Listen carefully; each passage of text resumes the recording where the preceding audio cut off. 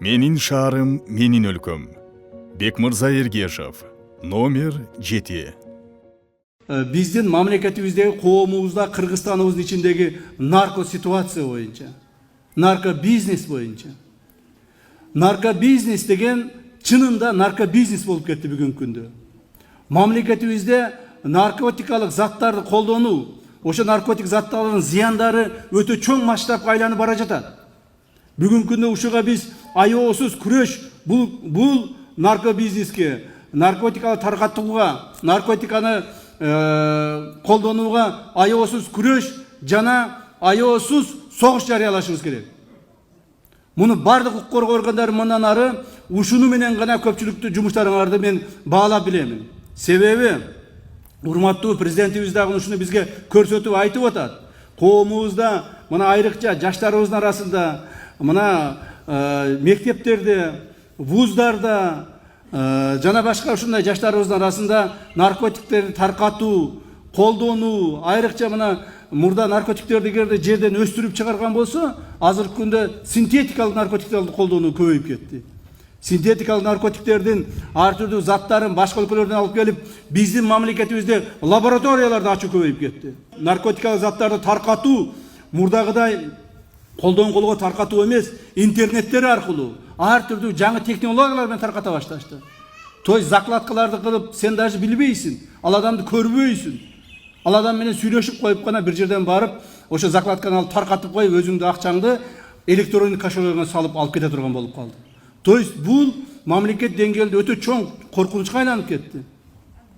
Кайсыл жерге барба, мына жаш балдарыбызды, айрыкча жаш өспүрүмдөрүбүздү, студент балдарыбызды, студент кыздарыбызды, татынакай балдар кыздарыбызды бир жолу, эки жолу ушу наркотикке киргизип отуруп, алар ошого наркозависимый болуп калып атышат. Андан кийин алардын колунан жакшылык келбей калып атат. Наркозависимый болгон адамдардын бардыгы кылмыштарга барып атышат. Жана алар мамлекетти коргоп, сактап, мамлекетке жардам бере турган адам эмес, мамлекетке зыян келтире турган адамдар болуп чыгып келип атышат. Бир жакшынакай өзүбүздүн балдарыбыз. Демек аларды сактап калуу, келечекке аларды кызмат кылдыруу биздин негизги милдеттерибизден. Эгерде нарко ситуация бүгүнкүдөй акыбалда сактала турган болсо, мындан ары дагы ушул эле акыбалда кете турган болсо, кайсыл бир жылдардан кийин, 2 жыл, 3 жыл, 5 жылдардан кийин көпкө күттүрбөй, ашып кетсе 10 жылдардан кийин коомубуз өтө чоң көйгөйгө кабылышы мүмкүн. Ошондуктан бардык укук коргоо органдарына бериле турган тапшырма, мындан ары наркотикалык заттар менен аеосуз күрөшүп баштайбыз. Кимде ким ошо наркотикалык заттарды таратууга аракет кылса, же ошону таратса, же ошол боюнча өзүнүн кылмыштуу иштерин жүргүзсө, аларга биз аеосуз түрдө өзүбүздүн мыйзам чегиндеги шарттарыбызды көрсөтүшүбүз керек. Мыйзам чегинде алардын жоопкерчилигин карашыбыз керек.